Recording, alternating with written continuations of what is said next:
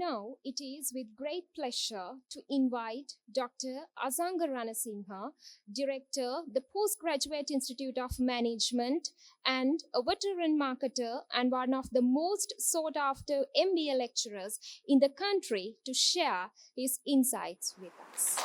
Senior Professor Tilakaratna, Vice Chancellor of Open University, Professor Dushan Jayavikrama, Dean, Faculty of Management and Commerce of our University, Sri Jayawardhanapura, Board of Study, Board of Management member, Professor Nalin, all professors of the universities, my colleagues from PIM, Professor Ajanta Dharmasiri, Dr. Samantha Ratnayaka, and all of you who have joined physically as well as virtually. It's an absolute honor to be sharing my thoughts on a day when our Guru turns 94 and celebrates his birthday, and I'm told he's joined virtually to this meeting, and so therefore it's even a great honor to be sharing my thoughts. So I have spent over close to 3 decades in the industry, and of that 2.5 decades in a multinational company known for marketing. So if you look at, and I've also worked in some of the Sri Lankan companies, having studied marketing, practiced marketing, and read Professor Kotler's books, and we use, as you said, sir, edition 16 in our MBA here, and Professor Dushan also teaches consumer behavior in our executive MBA and so on. One of the biggest mistakes I think we are doing in Sri Lanka is that we don't understand what marketing is. We think this is not at lower levels of organizations, but even at board levels, and even the chairmans of companies believe marketing is about some marketing activities. Having an ad running, conducting a campaign, having some point of sale material, some paper ads, and so on. Some people think marketing is equivalent to sales, achieving the numbers. So this is where Philip Kotler, over the years, have tried a lot to change. And in fact, with one of the lecturers in Sri Jayawardhanapura University and a few academics, we are doing a research in Sri Lanka, talking to the chairmen of Sri Lankan companies to understand why there is an underrepresentation of marketing professionals in the boards. If you look at the boards of Sri Lanka, with all due respect to you, sir, the boards are, the majority of the board members are either coming from finance or from audit. And I'm sitting in many boards. The discussion is also around numbers, auditing, achievement of financial objectives, and so on. So financial objectives are absolutely important. But the financial performance of an organization is because of the great work that the leadership team did yesterday. That is reflected in the performance of financial performance of the organization. So therefore, we call them lagging indicators. But that doesn't mean the organization is going to do well or the firm is going to do well in the future. If so, we should be all having Nokia mobile phones. But I don't think any of us have Nokia phones today in our pockets and in our handbags and so on. Such a powerful performance over a long period of time. Today, that brand, that company is not even heard of.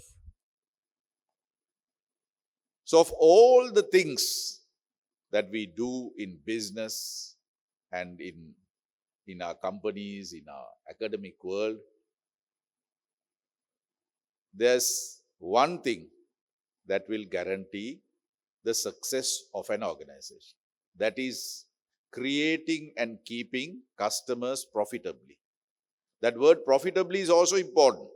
Otherwise, it will be like some of our state-owned enterprises.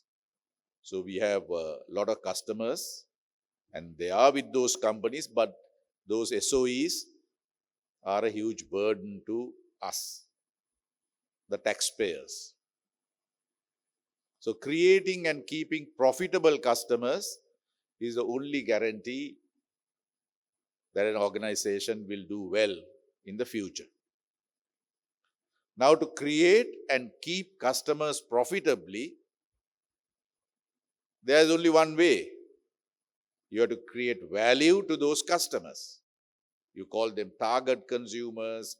I'm broadly using or loosely using the term customers. So it could be consumers, customers, shoppers. Professor Dushan will elaborate in the panel discussion. The only way, there's no other way. And that is what Philip Kotler is teaching us. You have to create value to your customers. You can't create value to all customers. So therefore, you have to select a segment which you are in the best position to serve and create superior value to your customers. So you create superior values. Is that enough? It's not enough, because the organization has to survive and thrive into the future. That is why you have to capture that value in the organization and do things for the future. To do things for the future, organization need to view marketing, as you said, as a philosophy. If you do some marketing activities like running a promotion, doing some advertising and all that, those are called tactics. Tactics are also very important, but that doesn't guarantee the future success of an organization. So that is the difference that I have seen in multinational companies who practice marketing as a philosophy to some of our companies that use marketing as a tactic. We can't leave marketing in the hands of a few people in the marketing department. It's too much of a risk, because if we believe that the success of an organization lies in creating and keeping customers profitably, it can't be left with a few people. It has to be taken right to the top, to the chairman, the board, the leadership. And we as academics need to find ways and help industries in terms of finding solutions to their marketing problems. Because you're trying to build brands to create and keep customers. You have to build brands. And where do you build them? In someone else's mind. We have no control of that. We are trying to build brands in someone else's mind. And that mind is owned by that person. We are trying to influence that person's mind. What a tough challenge.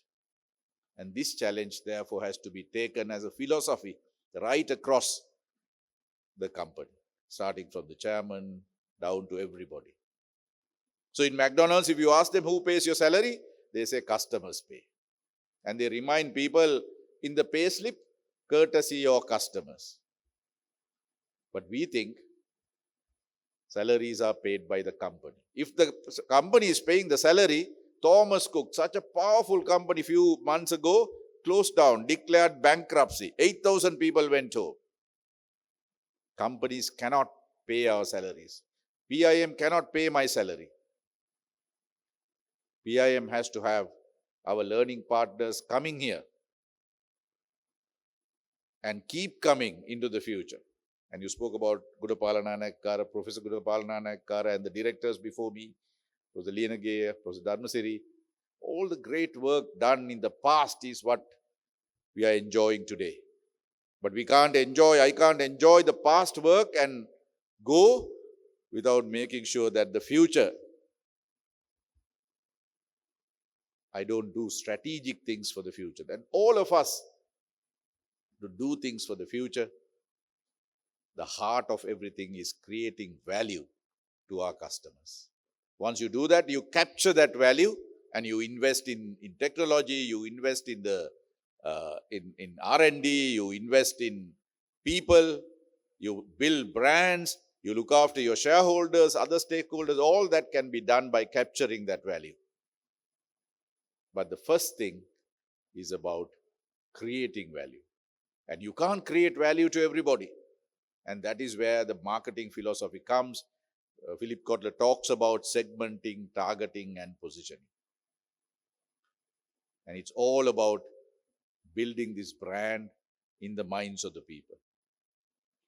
So this is the thought that I want to leave behind, and I think Dr. Samantha Ratnayaka will have a panel discussion. We have to change our minds in organizations to view marketing as a philosophy. Everything that we do, at the heart of everything, has to be about creating value to our chosen target market. Creating value is not enough. In return, what you get into the organization, you can't waste it. You have to capture that value and make sure that we do the right things strategically for the future. Some of the decisions that we make today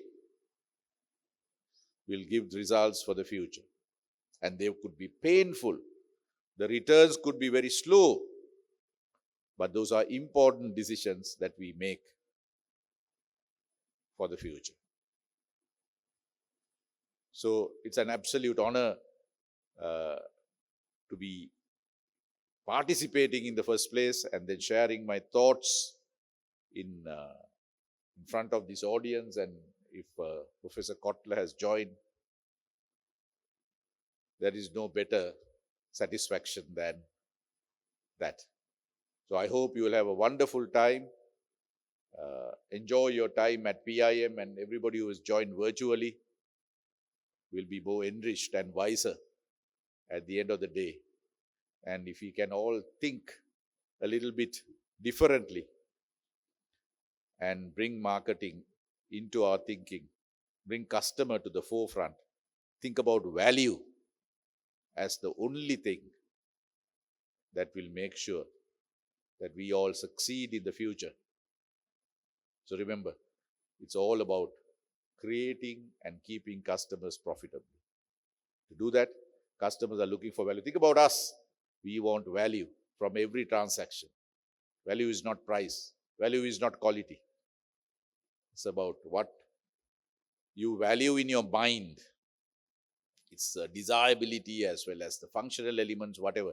I will have to talk hours on this topic if you are to really deliberate. So you have a panel discussion, and there's no better person than Professor Nalin, Professor Dushan, who will talk about this new thinking, which we need very fast.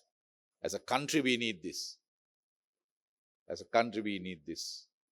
And when you do that, we build brands in the minds of the people. From the time I remember, I think, I can't remember what the positioning of Sri Lanka is, because it has changed so many times.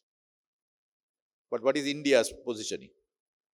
I think from the time I was crawling, it is incredible, India. So brands are built in the minds of people.